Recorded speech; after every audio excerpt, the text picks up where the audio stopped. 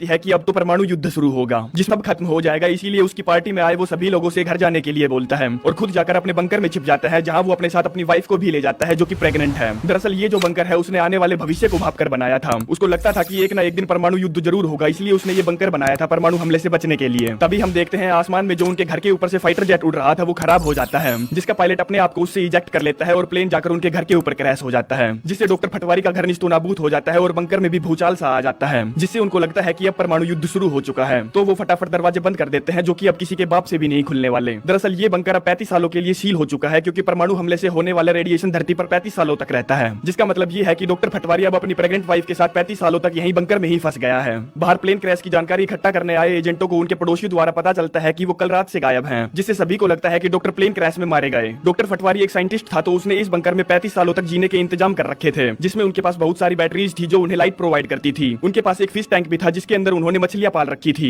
और तो और टाइम पास करने के लिए उनके पास एक प्रोजेक्टर भी था जिसमें वो फिल्में देखते थे, और यहाँ तक कि एक खुद का शॉपिंग मॉल भी था। कुछ टाइम बीतता है, डॉक्टर की वाइफ एक बच्चे को जन्म देती है जिसका नाम वो रखते हैं लोलोडाइल, जिसे पाकर वो बहुत खुश थे क्योंकि उनके साथ अब टाइम पास करने के लिए एक बच्चा भी है। डॉक्टर पटवारी को लगता है कि उसका बेटा इंसानों की जनरेशन को आगे बढ़ाएगा, क्योंकि परमाणु हमले में ज्यादातर इंसान जलकर खाक हो गए होंगे। वो अपने स्पर्म को हर तरफ फैलाएगा और इंसानों की प्रजाति को एक नई बुलंदियों तक लेकर जाएगा। लेकिन डॉक्टर पटवारी और उनकी वाइफ सच्चाई से बहुत दूर थे, क्योंकि बाहर जीवन वही सामान्य रूप से चल रहा था। दरअसल सोवियत यूनियन ने अमेरिका पर कोई हमला नहीं किया था, सिर्फ राष्ट्रपति की धमकियों से ही काम चल गया था। धीरे धीरे लोलोडाइल बंकर में बाहर की दुनिया से अनजान बड़ा होने लगता है, जहाँ पर उसके माँ बाप उसे politics, science, boxing, karate, dance वगैरह बहुत सारी चीजें सिखाते हैं जो कि उसके आने वाले जीवन में उसके बहुत काम आएंगी। जिसके बाद हम फिर से ऊपर देखते हैं, जहाँ उनके बंकर के ऊपर यानी कि जहाँ उनका घर था वहाँ अब एक बार बन चुका है। देखते ही देखते समय बीतता है और साल आ जाता है 1997। लोलोडाइल भी अब बड़ा हो चुका है। अब एक रात जब वो सो रहे थे तभी अचानक से डोर अपने आप खुल जाते हैं, क्योंकि 35 साल पूरे हो चुके थे, जिससे लोलोडाइल के माँ बाप खुशी से झूम उठते हैं, क्योंकि वो यहाँ रह रहकर पक चुके थे। उनका अब बाहर की दुनिया देखने का बहुत मन था। पटवारी ताबड़तोड़ अपना रेडिएशन सूट पहनता है और लिफ्ट से ऊपर की तरफ बढ़ता है, और जब लिफ्ट जमीन फाड़कर बाहर निकलती है तो वहाँ पर मौजूद होमलेस लोगों की गांड फट जाती है, जिससे वो वहीं बेहोश हो जाता है। दरअसल बीते 35 सालों में बना बार भी अब खंडर हो चुका है। पटवारी वहाँ से बाहर निकलता है और देखता है कि यहाँ पर तो उसका घर है ही नहीं। ये इलाका देखने में ऐसा प्रतीत हो रहा था कि जैसे यहाँ पर टपोरी और चूतिया किस्म के बहुत सारे लोग रहते हैं, इसीलिए इस पूरी जगह का कबाड़ा हो रखा था। वो कुछ होमलेस लोगों को भी देखता है, जिसके बाद वो सड़क पर आ जाता है और पाता है कि दुनिया उसकी सोच से भी ज्यादा बदल चुकी है। तभी उसके पास एक ट्रांसजेंडर आता है। पटवारी उससे पूछता है, क्या तुम भी धमाके में बच गई थी? ट्रांसजेंडर उससे पूछता है, आपको क्या चाहिए? अगर आपको लड़की चाहिए तो मैं लड़की बन सकती हूँ, अगर आपको लड़का चाहिए तो मैं लड़का बन सकता हूँ, वो भी सिर्फ $200 के दाम में। पटवारी उसकी लेने से मना कर देता है और वहाँ से आगे बढ़ता है। तभी एक कार वाला आता है जो उस पर अपनी गन तान देता है, जिसे देखकर उसकी गांड फट जाती है। तो वो दौड़कर अपने बंकर में वापस चला जाता है, जहाँ वो अपनी फैमिली को बताता है कि लोग धमाके से बच गए थे और उस धमाके की वजह से एक नई म्यूटेंट प्रजाति का विकास हुआ। ये सुनकर लोलोडाइल की मोम की फटी रह जाती है और बताता है कि बाहर तो नजारा इतना खराब है कि कुछ लोग तो कचरे के डब्बे से ही खा रहे थे और कुछ तो ऐसे थे जो आदमी और औरत दोनों हो सकते हैं, और तो और उसने मुझे अपना शरीर बेचने की कोशिश की। हम जिस समाज को जानते थे वो तो अब बिल्कुल ही खत्म हो गया है। लोग रास्ते पर उल्टियां करते हैं, एक दूसरे को बंदूक दिखाते हैं और गाड़ियां भी बिल्कुल अजीब हो गई है। वाइफ पूछती है, तो अब हमें क्या करना चाहिए? डॉक्टर पटवारी बोलता है, हम नीचे ही रहेंगे जब तक म्यूटेंट्स धीरे धीरे एक दूसरे को मार ना दें। बुढ़िया का यहाँ रह रहकर दिमाग खराब हो गया था, तो वो कहती है, नहीं, हम यहाँ नहीं रहेंगे, हम ऊपर जाएंगे चाहे जो हो। पटवारी अपनी वाइफ पर भड़क पड़ता है, लेकिन तभी उसको दिल का दौरा पड़ता है, जिसे वो माँ बेटे उठाकर फटाफट उसके बेडरूम में ले जाते हैं और दवाई वगैरह देते हैं, जिससे उसकी तबीयत थोड़ी ठीक हो जाती है। मोम अपने बेटे लोलोडाइल से कहती है, मुझे उनके साथ ही रहना होगा, पर हमारे पास खाने का सामान खत्म हो रहा है, तुम्हें ऊपर जाकर हमारे लिए सामान लाना होगा। जिसके बाद वो उसे नोटपैड पर सारी चीजें लिखवाती है जिन जिन चीजों की उन्हें जरूरत थी। मोम उसे कुछ पैसे देती है और कहती है, उम्मीद है कि ये पैसे अभी भी चलते होंगे। लोलोडाइल मोम से कहता है, मैं जब ऊपर रहूंगा तो शायद मैं वहाँ किसी लड़की से मिलूं। मैं इस बारे में काफी समय से सोच रहा हूँ, ज्यादा नहीं, बस कुछ 15 सालों से। दरअसल लोलोडाइल अब 35 साल का हो गया था और इसने अभी तक किसी भी लड़की को रगड़ा नहीं था। जिस पर उसकी मोम कहती है कि मैं चाहती हूँ कि तुम्हें कोई लड़की मिले और मैं उम्मीद करूंगी कि वो कोई म्यूटेंट ना हो, और कोशिश करना कि तुम लोडापुर की लड़कियों को ढूंढो, क्योंकि वहाँ की लड़कियां बहुत शानदार होती हैं। आगे वो लिफ्ट से ऊपर जाता है और जब बाहर निकलकर ऊपर खुले आसमान को देखता है तो हैरियत से चकाचौंध हो जाता है, क्योंकि उसने अपने 35 साल की उम्र में आज से पहले कभी खुला आसमान नहीं देखा था। जिसके बाद शॉपिंग सेंटर ढूंढने के लिए वो एक बस में चढ़ जाता है और बगल में बैठे घोचू से बताता है कि मैंने ड्राइवर को ये देने की कोशिश की, लेकिन उसने नहीं लिया, वो मुझ पर नाराज हो गया। तभी बस चलने लगती है। वो चिल्ला चिल्ला कर कहता है, बाप रे, शुरू हो गई, सभी लोग पकड़ कर बैठ जाओ। और बगल में बैठे वाले घोचू से पूछता है, क्या तुम्हारे पास गन है? वो गर्दन हिलाकर कहता है, हाँ। लोलोडाइल कहता है, उसको मुझ पर ना तानने के लिए शुक्रिया और मुझ पर उल्टी ना करने के लिए भी शुक्रिया। आगे वो एक शॉपिंग सेंटर पहुंचता है जहाँ पर बहुत भीड़ थी, जो कि सामान्य थी, लेकिन उसके लिए ये सब कुछ बहुत नया था। वो मीट वाले के पास पहुंचता है और उससे कहता है, मुझे मीट और फिश चाहिए, कितने का है एक डब्बा? दुकानदार बताता है $6.5 के दर्जन। जिसके बाद वो अपने माइंड में कैलकुलेशन करके सारे राशन के हिसाब से अपनी मनी को कैलकुलेट करता है और कहता है, मेरी मोम ने मुझे सारा सामान खरीदने के लिए $3000 दिए हैं, इतने में तो काम नहीं बन पाएगा। आगे वो फिर से बस में बैठ जाता है, लेकिन लोलोडाइल अब तक ये भी भूल चुका था कि उसका घर कहाँ पर है, इसीलिए वो ऐसे ही बसों में धक्के खा रहा था अपने घर को ढूंढते हुए। उसके पास छुट्टे पैसे नहीं थे, तो वो एक बेसबॉल कार्ड की शॉप पर पहुंचता है। दरअसल उसके पास बहुत सारे बेसबॉल के पुराने कार्ड्स हैं जिनकी कीमत उसकी सोच से भी कहीं ज्यादा है, जो कि उसे उसके बाप ने दिए थे वो दुकान वाले से उन्हें दिखाता है और कहता है मुझे बस कुछ छुट्टे पैसे दे दो। दुकान वाले की उन कार्ड्स को देखकर फटके हाथ में आ जाती है, क्योंकि वो सारे के सारे बहुत रेयर कार्ड्स थे जो कि अब किसी के पास भी देखने को नहीं मिलते थे। दुकान वाला सातिर था तो वो लोलोडाइल को $500 के छुट्टे देने को तैयार हो जाता है। तभी वहाँ पर उसी शॉप पर काम करने वाली एक लड़की आती है जिसका नाम है 44, जो लोलोडाइल से कहती है ये बंदा तुम्हें बेवकूफ बना रहा है, क्योंकि अकेले इस कार्ड की कीमत ही $6000 है। उसकी ऐसी हरकत देखकर उसका बॉस उसे काम से निकाल देता है। लोलोडाइल भी उसके साथ ही दुकान से निकल आता है, जहाँ पर वो उसे बताता है कि मैं इस शहर में खो गया हूँ, क्या तुम मुझे किसी होटल तक छोड़ दोगी। 44 मना कर देती है। लोलोडाइल कहता है प्लीज मैं तुम्हें बदले में बेसबॉल का ये वाला कार्ड दूंगा। ये ऑफर सुनते ही वो चौंक जाती है और कहती है सिर्फ तुम्हें होटल तक छोड़ना है, बदले में तुम मुझे $4000 का बेसबॉल कार्ड दोगे, बस इतना ही करना है ना तुम्हारे लिए, तुम्हारे साथ सोना वगैरह तो नहीं है ना। लोलोडाइल कहता है नहीं। जिसके बाद वो उसे अपनी कार में बैठाकर एक होटल तक ले जाती है और उसे बिना बाय बोले ही वहाँ से चली जाती है। जिसके बाद होटल का एक स्टाफ मेंबर उसे उसके रूम तक पहुंचाता है। अंदर जाकर जब वो रूम को देखता है तो बहुत खुश हो जाता है। अगले दिन 44 उससे फिर से मिलने आती है और उसे कहती है कि मैं तुम्हारा ये कार्ड नहीं रख सकती, तुम इसे वापस ले लो, क्योंकि उसके नजरिए से लोलोडाइल एक शरीफ और बेचारा आदमी था और वो उसको ठगना नहीं चाहती थी। जहाँ पर उसे ये भी पता चलता है कि लोलोडाइल उसे पसंद करता है, जिस पर वो कहती है मैं जानती हूँ कि लड़के मुझे बहुत पसंद करते हैं, पर मुझे लगता है कि या तो फिर वो मेरे चूतर पसंद करते हैं या फिर मेरी टांगे या फिर मेरे बाल। लोलोडाइल कहता है मुझे लगता है कि वो तुम्हारी आंखें पसंद करते होंगे। 44 कहती है ठीक है, पर ये बताओ तुम्हारी हालत इतनी खराब क्यों है, तुम ऊपर क्या कर रहे थे। लोलोडाइल कहता है मैं ऊपर टीवी देख रहा था, वो भी कलर में, सच बात है माँ कसम। जिसके बाद 44 वहाँ से जाने लगती है क्योंकि उसे अपने लिए नौकरी जो ढूंढनी थी। जिस पर लोलोडाइल कहता है अगर तुम्हें काम ही करना है तो मेरे लिए करो, मुझे मदद चाहिए मेरे सारे बेसबॉल कार्ड्स बेचने में और इतना सारा खाना खरीदने में जिससे कई सारे ट्रक भर जाएं, और मैं तुम्हें एक हफ्ते के $1000 दूंगा। ऑफर अच्छा था तो वो हाँ कर देती है। जिसके बाद वो कई सारे ट्रक भरकर शॉपिंग करते हैं और उन्हें एक गोदाम में जमा करते हैं। एक दिन जब वो शॉपिंग करके लौट रहे थे तब ट्रक में लोलोडाइल उससे पूछता है क्या तुम मेरे लिए एक बीवी ढूंढने में मदद करोगी। 44 पूछती है एक बीवी, और वो तुम्हें किस लिए चाहिए। लोलोडाइल कहता है शादी करने के लिए। वो कहती है वैसे कुंवारे रहकर भी तुम किसी लड़की के साथ वो सब कर सकते हो जो तुम शादी के बाद करना चाहते हो, और पूछती है वैसे तुम किस तरह की बीवी ढूंढ रहे हो। लोलोडाइल कहता है एक ऐसी लड़की जो म्यूटेंट ना हो और लोडापुर की रहने वाली हो, क्योंकि मेरी माँ ने कहा था कि वहाँ की लड़कियां बहुत ही खुले विचारों की होती हैं। आगे वो उसे कार ड्राइव करना सिखाती है जिसको वो बावली गांडों की तरह चलाता है। 44 उसे अपने घर पर एक गे दोस्त से मिलवाती है, जहाँ पर उसे पता चलता है कि उसके पास कंप्यूटर है, और ये सुनते ही वो चौंक जाता है और पूछता है क्या तुम्हारे पास कंप्यूटर है, वो भी यहाँ घर में। जिसके बाद वो दौड़कर कंप्यूटर को देखने जाता है। अगले दिन 44 का गे दोस्त उसे शॉपिंग करवाता है और उसका मेकओवर करता है। जिंदगी में वो पहली बार समुद्र को देखता है, जिसे देखकर वो खुद को रोक नहीं पाता और उसमें डुबकियां लगाने लगता है, और पहली बार ही बेसबॉल का लाइव मैच देखता है और पहली बार ही जीवन में बारिश का लुत्फ उठाता है। जहाँ पर 44 उससे पूछती है क्या तुम्हें आज शादी के लिए लड़की ढूंढने नहीं जाना। लोलोडाइल उसे कहता है हाँ जाना है। 44 उसकी यहाँ अनजान लोगों के बीच उसकी बहुत मदद कर रही थी, तो वो 44 को अपना दोस्त बोलकर उसे गले से लगा लेता है। आगे वो लड़की ढूंढने के लिए क्लब जाते हैं, तभी उनको एक लड़की अकेली खड़ी हुई दिखाई देती है। 44 लोलोडाइल से उसे पटाने के लिए कहती है। वो पूछता है वैसे मैं उसके पास जाकर कहूंगा क्या। वो कहती है कुछ ऐसा जो उसे चौंका दे और उसे हंसाए। लोलोडाइल अपनी फटी हुई गांड लेकर उसकी तरफ बढ़ता है और उससे हाय बोलता है। लड़की उसे अजीब निगाहों से देखती है। वो उससे कहता है मुझे तुम्हारी मदद चाहिए, मुझे लगता है कि मेरा बहादुरी का सम्मान चक्कर यहीं कहीं खो गया है। ये सुनते ही वो उस पर हंस पड़ती है। तभी वहाँ पर एक और लड़की आती है जिसे वो लोलोडाइल से इंट्रोड्यूस कराती है। आगे वो दोनों लड़कियां उसे डांस करने के लिए डांस स्टेज पर ले जाती है।